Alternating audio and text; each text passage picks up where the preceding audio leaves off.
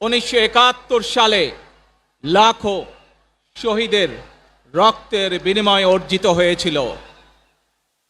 ঠিক একইভাবে 75-এ আবার 7ই নভেম্বর আধিপত্যবাদীদের হাত থেকে রক্ষার জন্য সেদিন সিপাহী জনতার বিপ্লবের মাধ্যমে আধিপত্যবাদের হাত থেকে দেশকে রক্ষা করা হয়েছিল। একইভাবে পরবর্তীতে 90-এ স্বৈরাচারের বিরুদ্ধে এদেশের জনগণ, এদেশের খেটে খাওয়া মানুষ তাদের গণতান্ত্রিক অধিকারকে ছিনিয়ে এনেছিল, কিন্তু তারপরেও ষড়যন্ত্রকারীদের ষড়যন্ত্র থেমে থাকেনি।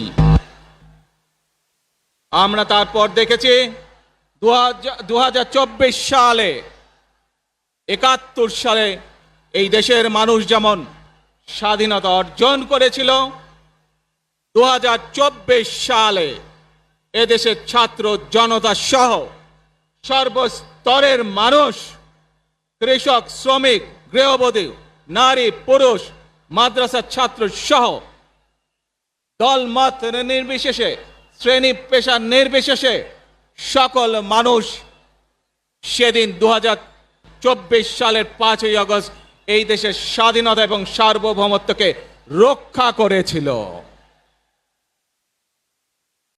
ভাই বোনেরা, আজ বাংলাদেশের মানুষ কথা বলার অধিকার ফিরে পেতে চায়, তারা তাদের গণতান্ত্রিক অধিকার ফিরে পেতে চায়।